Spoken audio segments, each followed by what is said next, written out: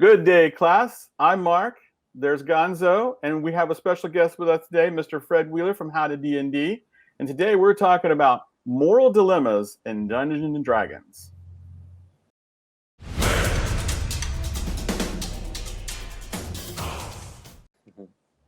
All right, so moral dilemmas. Those are the situations we put our players in as dungeon masters that kind of make them have to make a decision. And those are tough decisions. Often they look like lose-lose situations, and they kind of have to use their morals as a character to decide what's the best course of action. And they're tough decisions we put them in. So today, if you want to know more about what a moral dilemma is, we talk more about the definition of moral dilemma in our other video with How to D&D's Mr. Fred Wheeler. If you head over to his channel, you'll see us talking about it more in detail and kind of defining further what a moral dilemma is. But basically, it looks like it's lose-lose. But Fred, those players are going to try to weasel out of making either one of those hard decisions. What are some ways they might try to get out of it? I'd say there's probably two different ways. We're looking at the skill checks using intimidation, persuasion, deception. Not always necessarily as a dungeon master going to rely on just a skill check with a dice. Mm-hmm. Sometimes they might not include that at all. You know, the players might be using intimidation, deception, or persuasion, and there's no dice roll, or there could be a combination of those, depending on the dungeon master who's running the game. I think the other thing that's more likely to come up is something like spells, because there's lots of different spells that have plenty of different utilities, and suggestion, charm person, minor illusion, the illusion spells in general, something like revivify, raise dead, reincarnate, and speak with dead when things go horribly wrong and they have to sort of still get the information out of their intended victim. Mm-hmm. That does make sense. That does make sense. Anytime you use speak with dead, it always goes horribly wrong, I would think. I mean, it just doesn't seem right for some reason. Yeah, those seem like some pretty cheap ways to get out of it, really. Yeah. So, Gonzo, what have you got in terms of an example of a moral dilemma that might come up in Dungeons and Dragons? So one that's come up in our games and probably will come up in yours and already has is intimidation, or sometimes even torture. Now, this is something that you have to be pretty sensitive about as a dungeon master.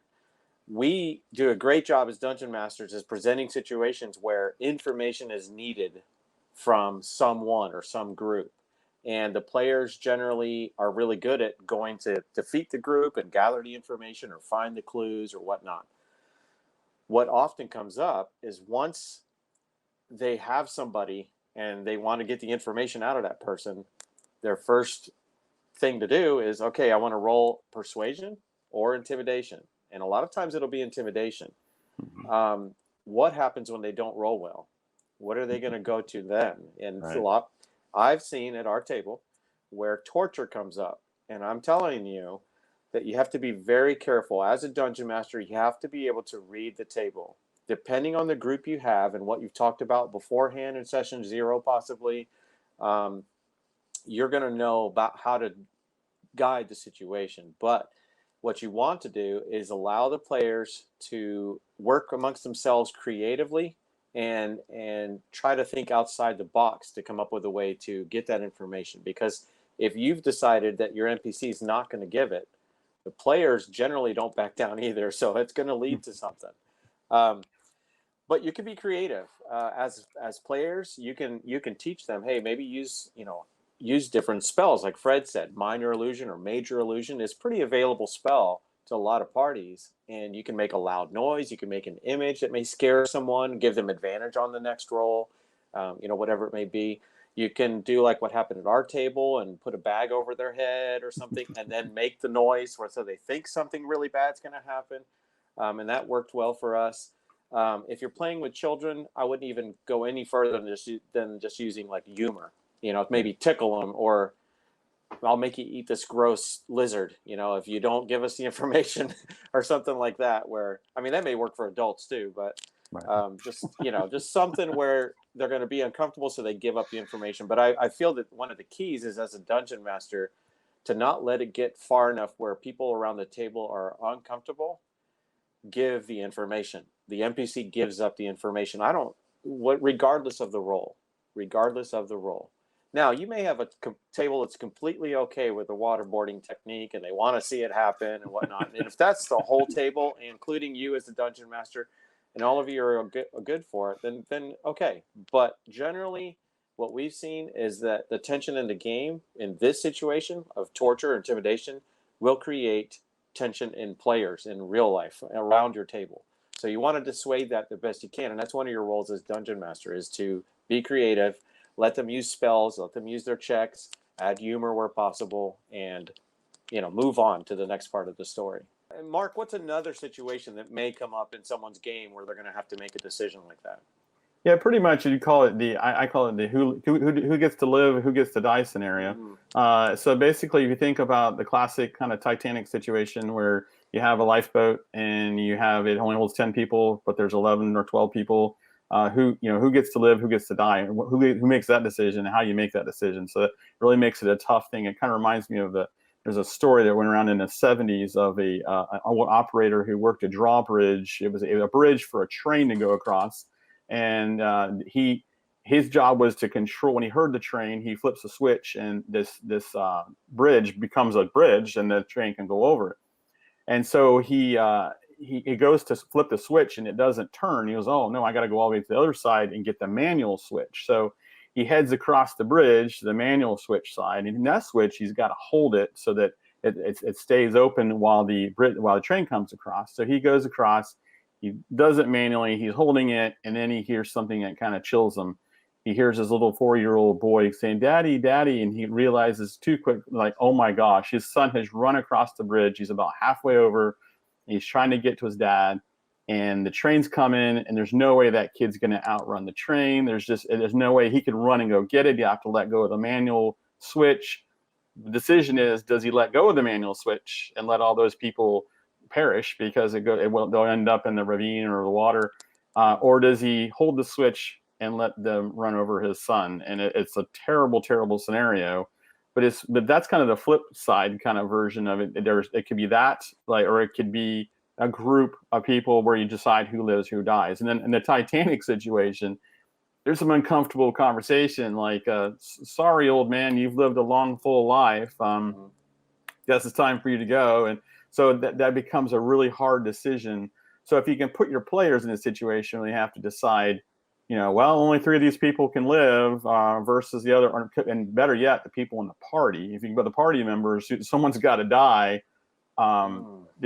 That's a tough scenario. So that's that moral dilemma, and maybe the lawful evil or the evil alignments are like, yeah, that's good. But there's a conversation that would happen, and that would really start to make the party look at each other kind of differently and try to decide. So that's one example of a moral dilemma.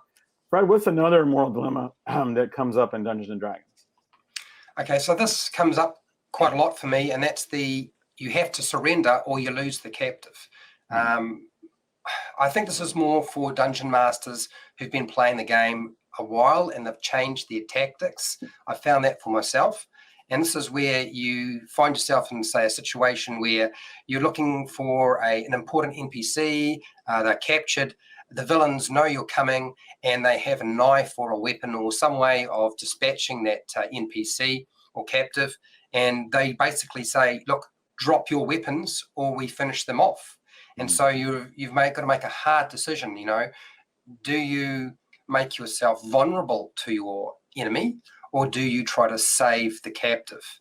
And I think for some people, short of we don't care and we're just going to do it and take out the enemy, I think there's probably 2 different ways this can sort of unfold for players at the table if they don't just attack. If they actually decide to disarm themselves and have their weapons and gear taken from them, then of course you could do that, and then the dungeon master has the captives and them killed.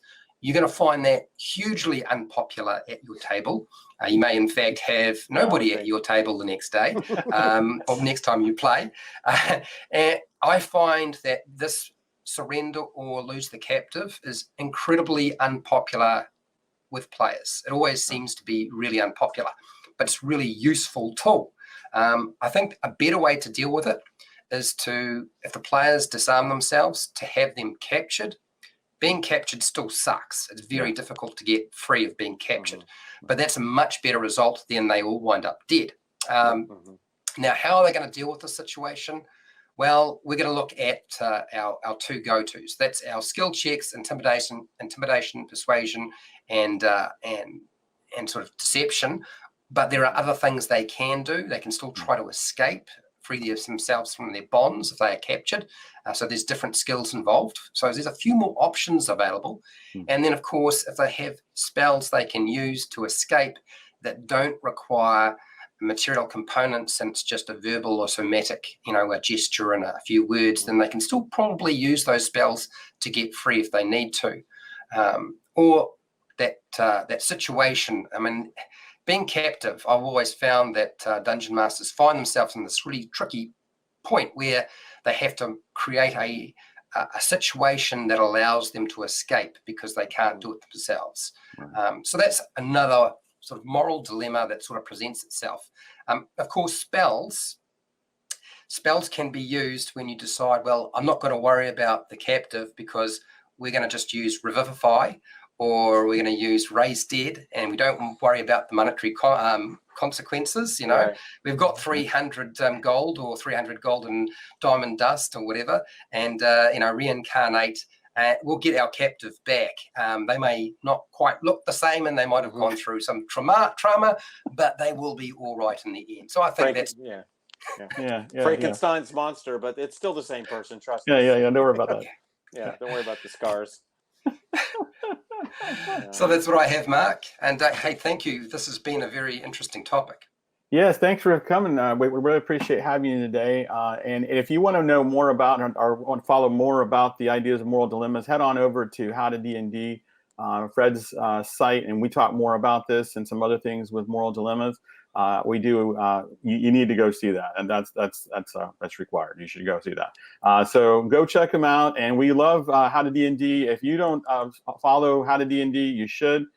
We followed Fred for a while now, and we were so excited to have him on our show today. So you do need to. I would say that's required viewing. So definitely check him out. And we learned a lot from him over the years. And honestly, we've been watching him for a bit. So we're so excited to have him. And with that, class dismissed.